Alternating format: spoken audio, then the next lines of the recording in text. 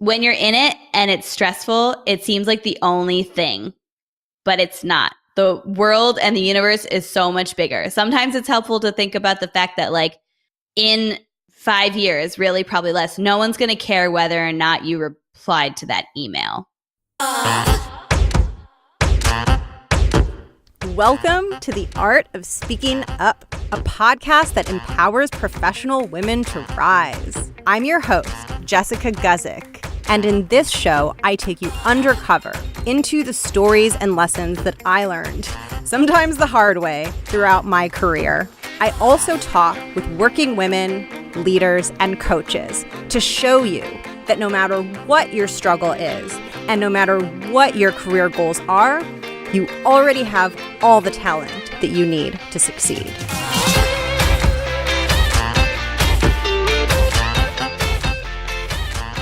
Before smartphones, but after flip phones, came the BlackBerry phone.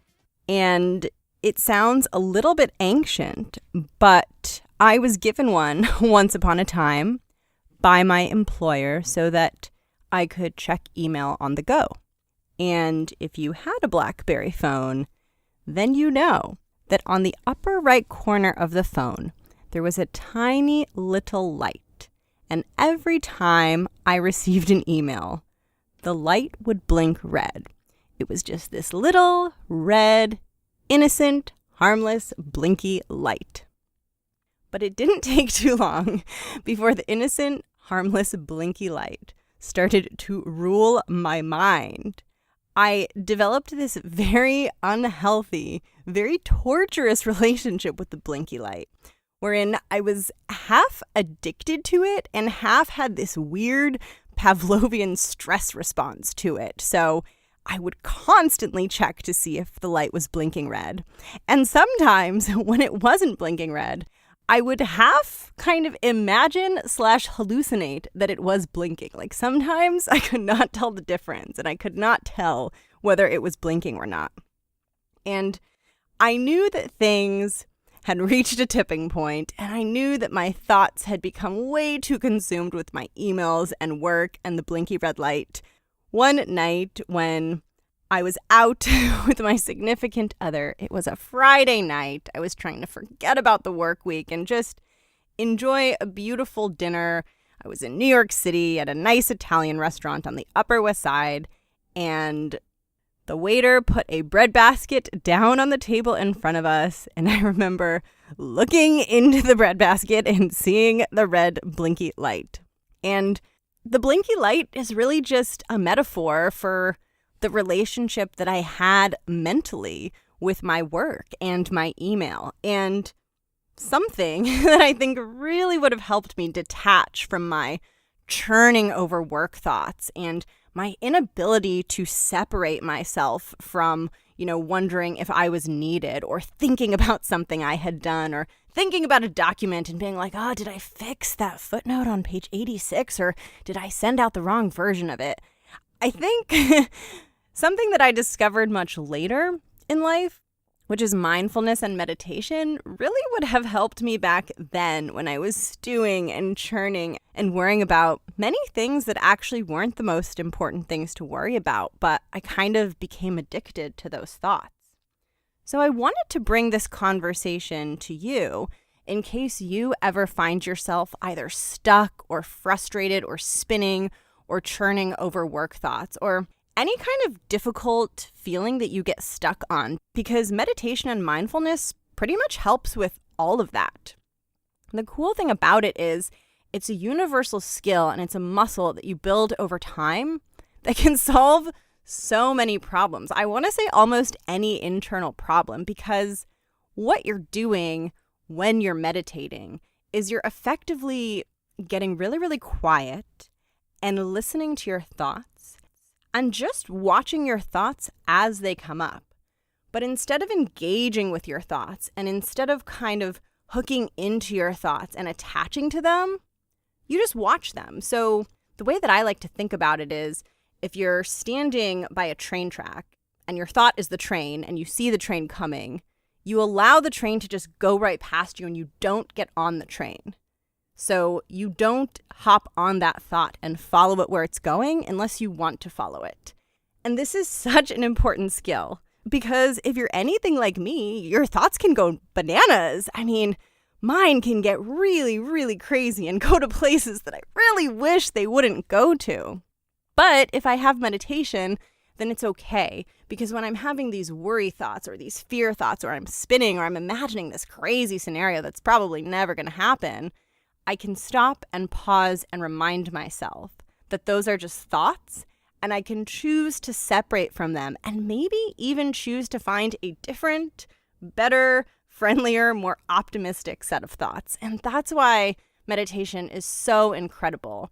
And the conversation you're about to hear with Charlotte Myers is all about the stress that she faced at work and some of the frustration and stuck feelings that she got caught in and how she found meditation and mindfulness and was really able to use it to feel and perform better at work, which is just incredible because it's a win-win for everyone. You feel better, you do better, and it's also really healthy for you. Charlotte is incredibly well-versed in how to have a healthy relationship with your own thoughts. And we talk all about that in this episode. And just like me, she identifies as a feminist and she loves supporting and empowering women.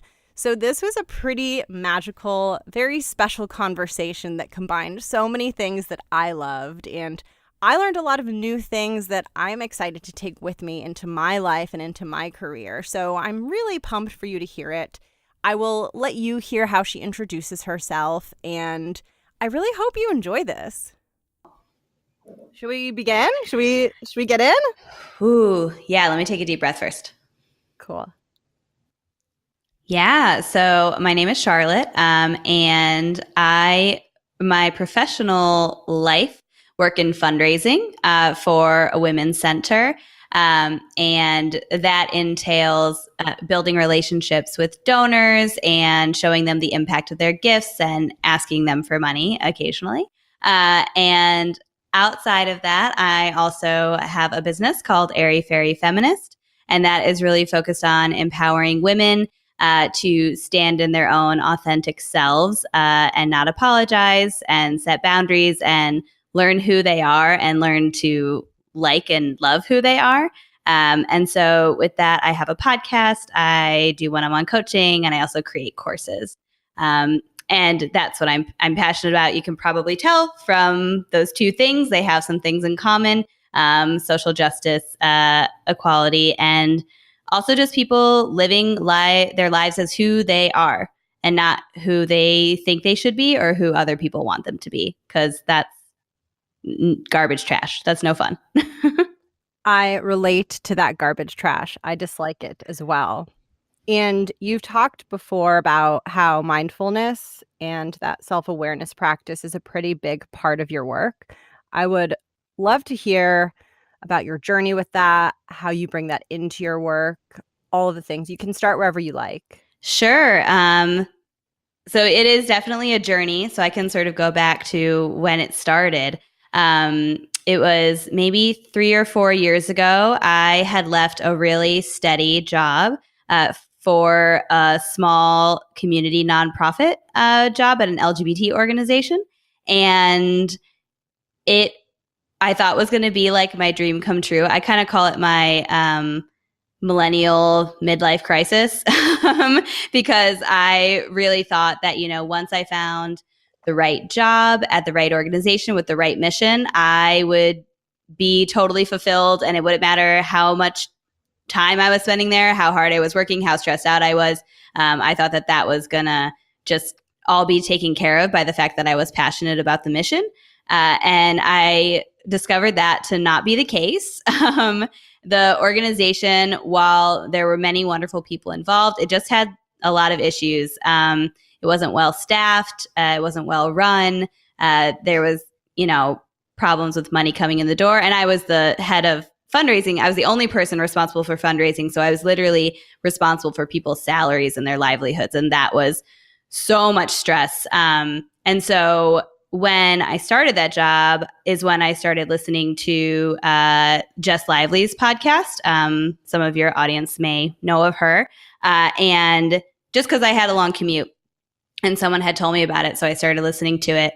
And she, at that time, was talking about, mindfulness and meditation. And she was just interviewing people. And the one person she interviewed who really got me started was Hal Elrod. He wrote The Miracle Morning. I don't know if you're familiar with that, but it's basically where you just take some time in your morning and you there's like 6 different things you do, but you meditate, you do appreciations, you do affirmations, and a few other things.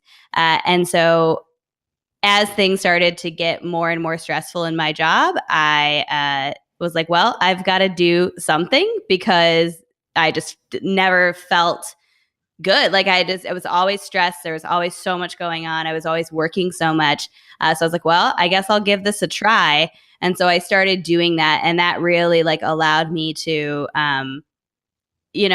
exist and not cry every day at that job. And so I found that by practicing mindfulness and appreciation and meditation, I was able to find some space and some time that I felt like I really controlled and wasn't controlled by anyone else. And so that's how I got started on the journey. And then really, as Jess's podcast sort of evolved into some even more spiritual stuff, I kind of jumped all in and have been on that journey ever since. But mindfulness was definitely the beginning of that and like saved my mental well-being for sure. Did you jump right into meditation and the morning routine? Did it take you some time to kind of figure out how all of that clicks with you? Ooh, that's a good question. I, at that time, less so now, I'm really good with a procedure and with a specific kind of program. And so I just jumped right into like exactly what that book sort of entailed. He had very specific things. So let's see, it's the savers. So it's silence, affirmations, visualization, exercise, reading, and scribing, which essentially means writing. And what I liked about it, because at that time I felt like I had no time, I had a lot of time scarcity going on. You could do it all in 6 minutes. He was like, you could spend 1 minute on each of these things. And so it started really small. And then eventually I was getting up like an hour early so that I could spend more time doing that because I liked it so much. And then that community is interesting because then they're kind of like, I get up at 3:30 in the morning and I do a 3-hour miracle morning. I don't think you have to do that. You just have to find what works for you. And then I don't do that exact thing anymore. It sort of evolved from there, but it was a really good, manageable way to get started. Wow, the word scribing. I should start using that if someone interrupts me. Be like, I'm busy scribing. I will get back to you later. I think he was just trying to make the acronym work. I think he might even say that in the book. That's why he called it that instead of like writing. But essentially, it's like journal or write appreciations. I did gratitude journals. That was my scribing. But yeah. That's a funny word. I might start using it. There you go. When I started to get into meditation and some of that stuff, for a while, I kept thinking, I'm doing this. Is it working? Is it working? I don't think it's working. And then I skipped a couple of sessions. And then I realized this was working because I started getting very frenzied immediately and I could just sort of tell. But I'm wondering, how did you notice the change? Because it probably took some time. How did it start showing up outside of the actual morning practice and in your day-to-day? Yeah. So I had a similar experience to you. It was like, I think part of it, okay, 2 things come to mind. One is it was just a new thing. I had never done anything like that before. And so I think like that was growth and that was learning. And so I feel like when you take on something new and you learn it, as long as you don't hate it, it's exciting. And so that definitely kept me going. And then I did notice like when I would stop, because sometimes I would get in such a crabby mood that I would just want to sleep longer. But I would notice that when I did that, it wasn't like it was adding a ton to my life. Well, I guess it was. I just wasn't noticing it until I didn't do it for a couple days. And then I was like, oh, I was like, okay, I'm feeling worse throughout the day. My thoughts are racing more. Because what happens when you practice, especially meditation, like the whole thing was really helpful, but I think meditation was the big one for me, because when you practice in like a kind of protected environment of like a room where no one's going to bother you. Like your cat might climb on your lap, but that's not going to stop you from meditating. And you practice just retraining your thoughts back to your breath or back to your body if you're doing a body scan. You start to make this space and you start to be able to train your thoughts back so that when you're going through the rest of your day and your thoughts start racing when you're at work, it's sort of natural. It's kind of like muscle memory. Like you can bring your thoughts back and you can go, oh, look at that. My mind is racing and I'm going off into all these scenarios that are not likely to happen at all, but my anxiety is just going.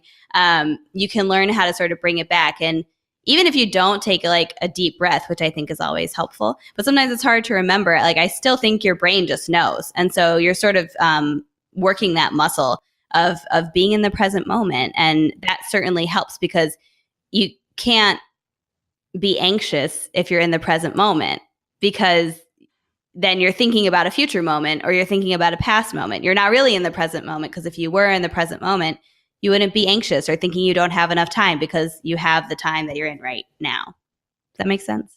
It makes total sense. The anxiety is this layer that is on top of whatever is happening around you. Mm-hmm.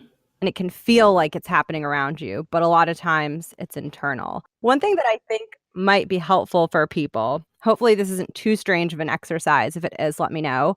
But would you be able to sort of walk through what is happening in your mind as you're meditating? Because I think some people, I know for me, it's sort of confusing to understand what it is and kind of how you internally are interacting with your thoughts. Would you be able to spell that out?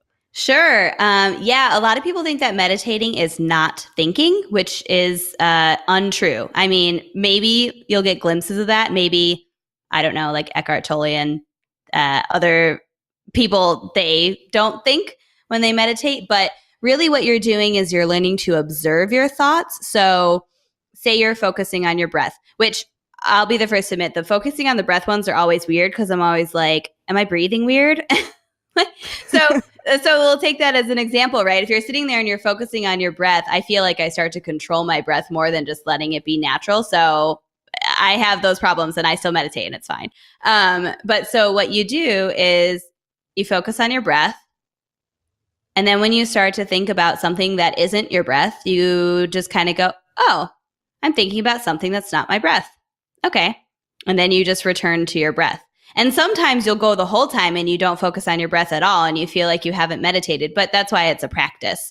And a lot of it is just really hard for people to just sit still, because we have so much internal and, quote unquote, external expectations of us that we feel like we always have to be doing something, and to sit still is to not be productive. But really, when you learn to sit still, like you actually end up being more productive if you care about that. I don't really care about being productive at this point in my life. I care about feeling good. But yeah, it's a practice in that. So it can be so hard when things get like crazy, crazy, crazy busy and you start feeling that rush of, oh my gosh, too many things. That's when you need it the most. And that's also when it is the most challenging to stop. Yeah. And that's why I would recommend, I mean, I started doing it in a pretty negative scenario because I didn't know where else to turn. I was like, well, I can't make there be more hours in the day. And I unfortunately cannot do all of this work. Like there was no physical way I was going to be able to do all that work. So it was just like, well, I've been hearing about this thing. Let me give that a try. I don't remember like the exact moment when I decided I was going to try it, but probably just from reading that book. But yeah, it's when you do it, when it's not a ton of pressure on, then that's good, right? Like you just have to choose to actually do it when there's not a ton of pressure, because then when the pressure's on, you'll already have it in there. So do it on a weekend. Like if you don't work on the weekends, do it on a weekend morning, as opposed to a barrier for a lot of people can be like, well, I don't want to get up earlier. Fine. Do it on a weekend. Do it in the middle of the day. Do it after work. Do it whenever works for you. Just try it. And if it doesn't help, then that's fine. But if it does, but it will, because that's science, it will help. So you were in a situation where basically you were in a high pressure environment, and one of the things contributing to the pressure was having more things to do than time, and you found this as a tool, and then you're still in that situation and the environment is still the same, but how did your experience of the environment and your reality shift once this started helping you? So there's a short-term and a long-term answer to that question. And the short-term question is that in the day-to-day, I just felt less stressed, and I was able to see things as they were happening and just sort of notice them and not react to them. Because that's another thing you do in mindfulness and meditation is you learn to kind of not necessarily, it's a little bit of distancing yourself, but it's being less attached to kind of what's going on, so you can just notice it.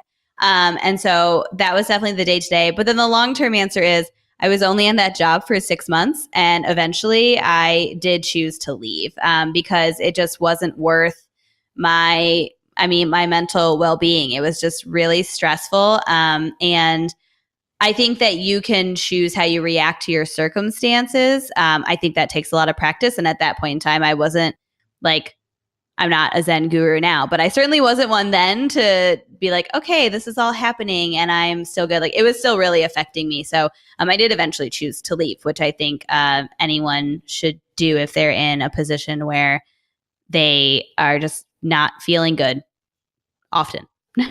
I'm really happy that you said I was not a Zen guru. I am not this. It did not make me this invincible person, because for me, the thing with all of this stuff, whether it's mindfulness and meditation or some other practice, it's not about getting good at the thing and becoming the thing and doing the thing. The thing is there for you, and it's purely there for you to feel good. And I think it's important to not make it into another source of agony. Yeah. And that's what I want to say too is, I'm talking a lot about meditation and mindfulness, but I never want to put expectations on people. So I don't want your listeners to go and say, oh my goodness, I should meditate. I should do this. I should scribe. I should do all of these things. Like, you have to you have to find what's right for you. And maybe that means you get up in the morning and you listen to music and you dance around your house. Maybe it means you go for a walk. I do suggest taking time for yourself, because I think a lot of people are not taking enough time for themselves. But it doesn't have to look like meditation. It can look like whatever brings you joy or peace or whatever you're looking to feel. 100%. For me, one of my things is I need to be going out once a week and getting a glass of wine with someone who makes me laugh and who I love being around. And that is more effective for me than some of these other practices. And so that's what I do. Yes, that's perfect. And that's cool too. It's whatever works for people. And the process of trying this stuff and the exploration process should be fun. And if you try something and it's not fun or you don't like it, then you get to go try something else. Yeah, like I take a yoga class at my work. It's every Monday, and it's over the lunch hour, and it's literally in my building. It's one room away from my office. And there are some days when I just don't feel like doing it, and it's super cheap. Like, there's every reason to do it, right? Because it's right there. But I almost didn't sign up for it because it's a vinyasa class. And I'm like, oh, I like meditating and I like peace of mind. So this is so convenient and perfect. But when I go, I don't always really enjoy it. And then I did just discover yin yoga. And oh my goodness, if you want to do a yoga class that is just like an hour-long meditation, basically, where you barely move and you just lay on the floor pretty much, try yin yoga, because it's like my new obsession. I love it. Is that similar to restorative yoga? I think so. Yeah, it's where you do like maybe 10 poses throughout the whole hour, and you sit in them for longer, and you just kind of let it go. And been kind of like vinyasa yoga, like my friend calls it good butt yoga, like when you're doing yoga just to for exercise, which is great. I just want to meditate pretty much. And so it's been really nice, and it's been more spiritual for me. And the instructor, she has been saying things that have really been resonating with me lately. Two of the things she says all the time are, let it be easy and let it be peaceful. And I just like that. It's like not striving for something to be easy or peaceful. It's like, just let it be, let go. Like that's really where that comes in, because if you get all uptight about meditating every single day, and if you don't meditate, you're pissed off, like, and you're putting all this pressure around it, it's not going to have the impact. You want to let it be easy. I love that so much. Yeah, she's wonderful. One thing that I would be curious to hear from you is maybe an example of a before and after. So something very stressful blows up at work. I would kind of love to hear you walk through what is going through your mind, and then sort of, again, what that experience was like, but having the mindfulness toolkit under your belt. Yeah. I can give an example from my current job and a coworker there. So when I first started, which was 2.5 years ago, actually, I'd done an internship at this same organization when I was a student. So I knew her from then, and then I came back. It was very reactive, very like I knew how things should be done, and she clearly didn't. And she did everything she did irritated me. I would think about talking to her, and it would just bug the crap out of me. And this was actually after I started doing meditation and mindfulness. So it's a journey for sure, because I still was having those reactions. And I'm getting sympathy pains. We just do things so differently. And there was a time in my life where I couldn't abide that. Like it drove me nuts, because I thought I knew the best, most efficient way to do everything. And she didn't care about being efficient. She cared about including people and really talking things through and doing all of these things. And through my different practices that I do, I've also, one kind of meditation I really like is loving kindness. And that has sort of helped me to think about, okay, what are the positives in everyone? And now she and I are so close. She's the only person in my office who I've told about Airy Fairy Feminist. She is very into mindfulness. She's into quantum physics. She's into all of these other things that I'm learning about. And now we've connected so much, and I really appreciate her. And she still has the same exact work style. Like, that hasn't changed. And there are moments where I'm like, okay, but can we make a decision now? But I just have gained so much more perspective and so much. I still wouldn't describe myself as a patient person, but I'm way more patient than I used to be. Yeah. So it's just more lighthearted. Like, and the other thing I think too is just sort of gaining perspective of like, when you're in it and it's stressful, it seems like the only thing, but it's not. The world and the universe is so much bigger. Sometimes it's helpful to think about the fact that like 5 years, really probably less, no one's going to care whether or not you replied to that email. Like, so gaining that perspective in general about my work and not making it my everything has certainly helped me to appreciate. Actually, a point of joy for me is that I can look at every single one of my colleagues and appreciate something about them now, as opposed to that was not the case a couple years ago at all. I relate to that a lot. And sometimes you feel like you have to stay resistant, because if you don't, something will fall apart. It feels like that's how justice is served, is by disliking that person in your mind, and you hold on to that and you don't want to drop it because you're annoyed. But then when you finally do, you realize that you are so much happier. So who cares? Yeah. And if you don't continue to feel angry about it, how will they learn? How will they change? How will they come over to the way that you do things the right way? Right. Mm-hmm. So um, then another like big learning of my life that's gone, you know, pretty much my entire life up until this point has been learning that you cannot control other people. There's nothing you can do.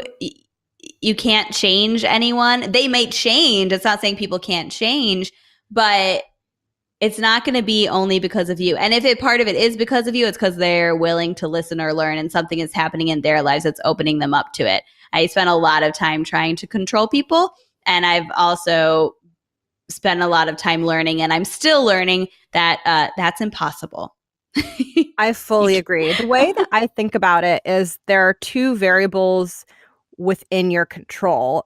You can either just accept and try to sort of do what you did mentally, which is not make yourself any more crazy than you need to be made, or you can put distance between yourself and that person, either by trying to minimize the amount that you work with them. It could even look like leaving a job, but those are kind of the axes that you have to choose from and work with. And sometimes it can just be helpful to say what makes sense for this particular situation.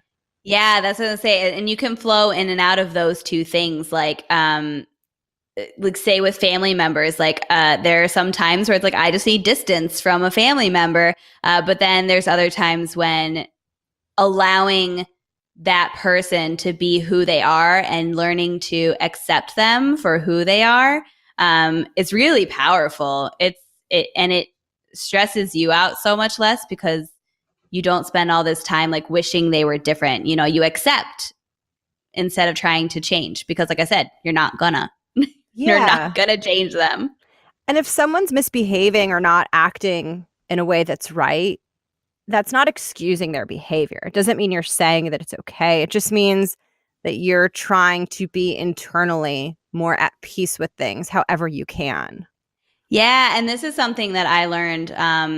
I can't remember which book it was, but it was one of Brene Brown's books, where when someone does something that you feel, if it puts you in the kind of the victim mentality, like they did this to me, they like attacking me, they're doing whatever. She has this exercise that I found to be really helpful, where it's just assuming the best of them, like whether or not it's true, like assuming the best of them is better for your own mental well-being and like your faith in, you know, humanity and people. So for example, like if someone cuts you off on the road, I still think this, if I get annoyed in traffic because someone has cut me off, I'll think, you know, maybe they're, someone in their family is at the emergency room and they're trying to get there. How likely is it that that's true? I have no idea, but it's better for my mental well-being to think that that's the case as opposed to that person was really trying to hurt me, because then you go through life feeling like people are attacking you and you're always in this victim mentality as opposed to just being able to kind of flow with it and like shit happens. I'm sure I've accidentally done that to people at the same time too. So if you can start to do those little switches in your mind, it just makes a huge difference. I fully agree. And for anyone who's listening and thinking that's not going to fly with me, I get way annoyed when someone cuts me off or does X, Y, or Z. I'm a very justice driven person, and part of justice equals retribution. And take it from a skeptic who can be very, very crotchety. It really, really is worth it in certain situations. Not all. Some behavior is inexcusable. But in certain situations, you really are doing something for yourself by just experimenting and playing and seeing if you can give yourself that space to not go into that reaction. Mm-hmm. So I think it's time to move into the listener question, unless there's anything else on mindfulness or on some of these topics that you want to hit on. No, let's do the listener question. All right, here we go. So it's mindfulness related in the spirit of the episode, and I will read you the question. So the listener asks, I'm getting burned out because I'm constantly churning over thoughts about work. In the morning on the way to work, I can already feel the anxious thoughts starting to bubble up. I stay busy and distracted during the day, but when I get home at night, I am constantly thinking and worrying about things that happened, even though I'm quote unquote off the clock. By the time Friday rolls around, I am not just physically, but also mentally and emotionally exhausted. How do I make this stop? Sincerely, tired of worrying. Yeah. So for me, it was meditation and gratitude. I didn't touch on this as much. Appreciating what you have. So there's a practice that a few people talk about. I don't know who originated it, so I won't put a name to it. But it's called like a rampage of appreciation. So meditation's obviously one option, but I can give this as another option. You do it, you can handwrite it or you can type it. I hate handwriting because I think faster than I can write. So I like to type it. But you just sit down and you start appreciating something. People talk about, appreciate 3 things from your day, and that's fine.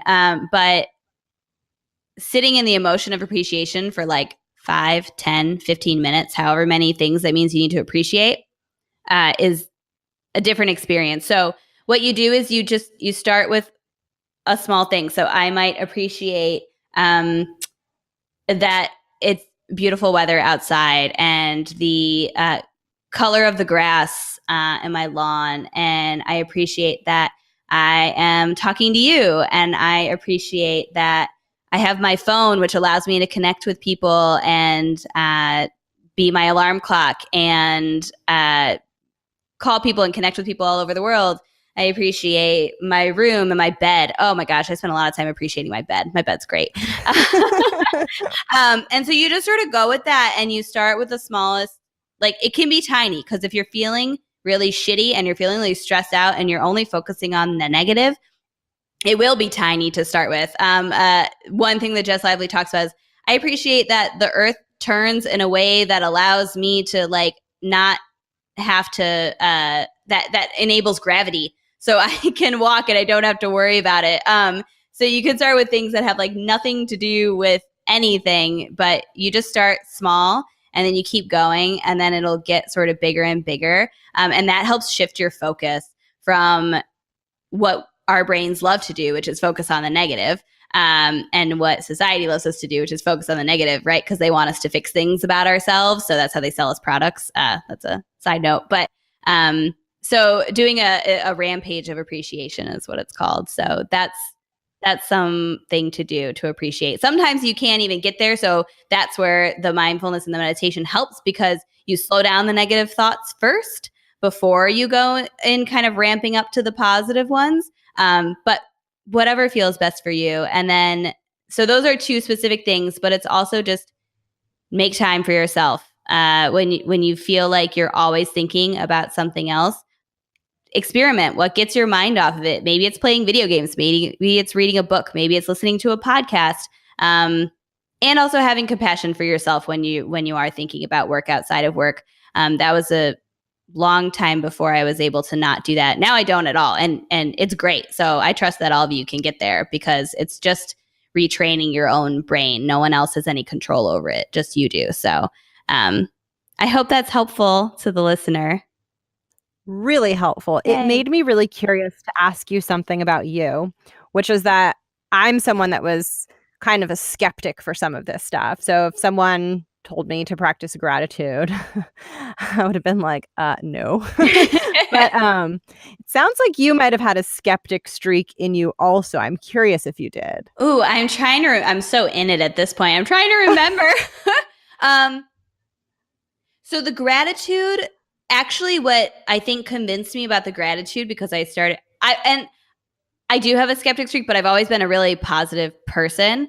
It doesn't mean I couldn't focus on the negative and like analyze the shit out of it. But is this TED Talk, and I'm not going to remember the name of the guy. Maybe we can find it and you can put it in the show notes or whatever. But he's talking about positive psychology. And he's really funny, so it's a fun TED Talk to watch. But then he talks about the science behind gratitude or appreciation. And so that's where I started doing, the 3 things from your day that you appreciate. And so if you have a skeptic brain and you want more of the science behind it, that's a really good thing to sort of look at. So you can sort of convince your thinking brain that maybe this really would help. Because even I think I'm pretty sure like people with depression, like practicing appreciation is shown to be helpful. A couple of things also popped into my mind for skeptics. Dan Harris's work, he has a podcast and a book called 10% Happier, and he's a very analytical, skeptical person. It's a good entry point for people who might be listening and saying, I don't know about this. He's great. And then Sean Acor wrote a book called The Happiness Advantage. And that's also, I think, a good entry point for people who are newer to this stuff or who just it feels unfamiliar to them. Yeah, the other thing I would say for skeptics too is one, like what's the worst that's going to happen? Like, well, you're asking a skeptic. Well, okay, I'll ask your skeptic self. What's the worst that would happen if you practice appreciating things for 5 minutes? The world is going to implode. Okay. So then the world's going to implode, and then use your skeptic logical brain to say, what are the chances that that's actually going to happen? And it's probably pretty low. The other thing that's been interesting is to look at identity and what is triggering like your thoughts around identity. Because if it's like, well, I can't do this because I'm a skeptic, because I'm a realist. I love when people say, oh, I'm not a pessimist, I'm a realist. I'm like, oh, that's just a pessimist. That's what pessimists say, is that they're realists.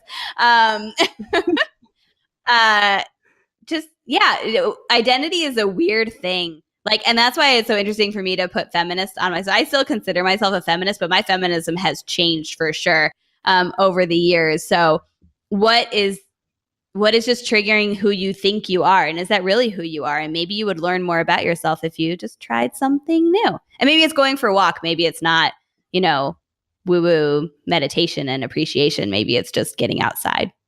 Wonderful. So before I get to the closing questions, I just wanted to ask you to share where listeners can find you and get in touch with you if they want to connect or learn more about your work. Yeah, so people can find me on Instagram at Airy Fairy Feminist, AIRYFAIRY, and then feminist. I hope you know how to spell. And then I'm also offering one-on-one empowerment coaching sessions. So if anyone really wants to dive into, how to practice mindfulness, step into your own power, create boundaries, find your most radically authentic self, all of those things, I'd love to work with you. And feel free to send me a DM on Instagram to get started.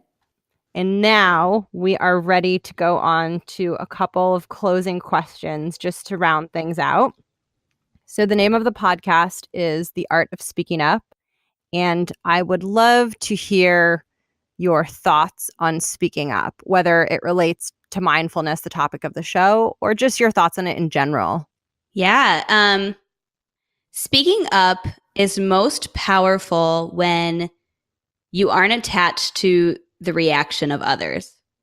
So I speak up a lot. I mean, because I don't have a problem doing that. I don't really care what others think. And I know that that's not something that everyone can say. But if you're speaking up because you want someone else's approval or you want someone else to accept you, just be aware of that. Like, you can still do it. Like, I think that's great. But it's really powerful to stand so much in your own truth that when you speak up, it's for you, and it doesn't matter what people's reaction is. So that's been we could probably do a whole other podcast on like how to get to that point.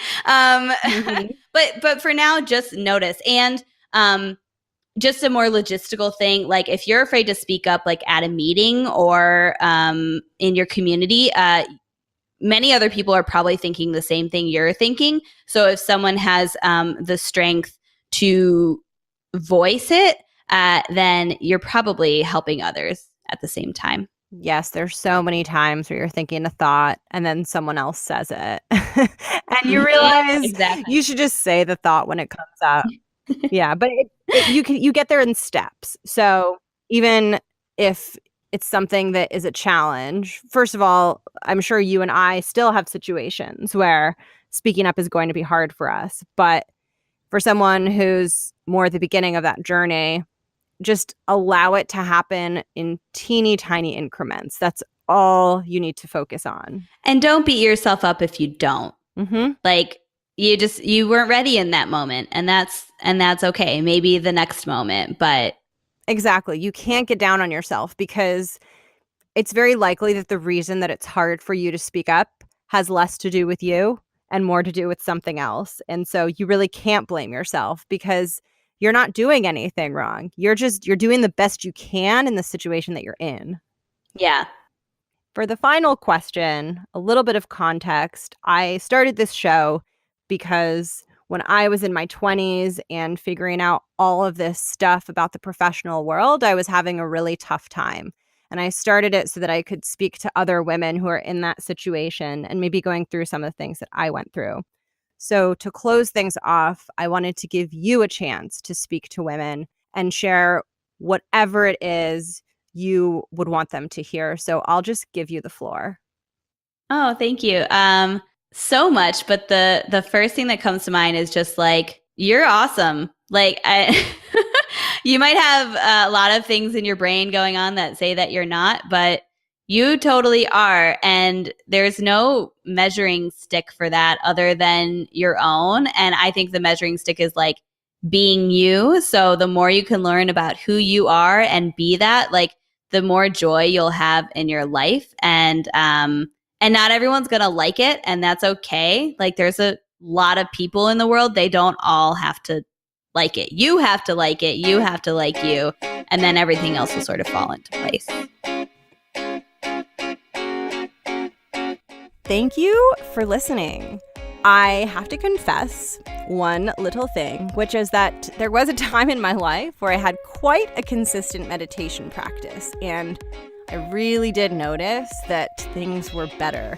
Like I said, when I stopped doing it, I realized that it was working because all of a sudden I felt much more frazzled. And as of late, I've been a little bit sporadic and inconsistent, and this conversation actually gave me the motivation to want to do a little bit every day. So I'm going to aspire for a really short 5 minutes every morning because I know if I set the bar too high, I'm not going to do it. So I'm going to pick something super small and attainable and just go from there, and feel free to do it along with me. I hope we all stick with it. And if you're enjoying the show, I would be so appreciative if you could rate the show or write a review for the show, or really the highest impact thing you can do is share the show with someone, because the thing that I care about the most is helping more women feel good and feel confident, and that's what I'm trying to do through this show. So the more women I can reach, the better. But the reviews and the ratings are like crack to me. And every time I get one, I get very, very happy. It's nice that I can have such a positive reaction to something not as harmful as crack. So yeah, that's what that's like for me. Thank you for listening. I hope in the spirit of this episode that your day is filled with peace, and that if something bad or annoying or frustrating comes up, I hope you have that really, really special moment where there's a pause in between when the thing happens and when you react, and you just feel that space and you feel yourself have the autonomy and the decision power to not go down a thought path or maybe even a behavior path that you don't want to go down. It's really cool when that happens. So I hope you're doing well. Thank you so much for listening, and have an incredible day.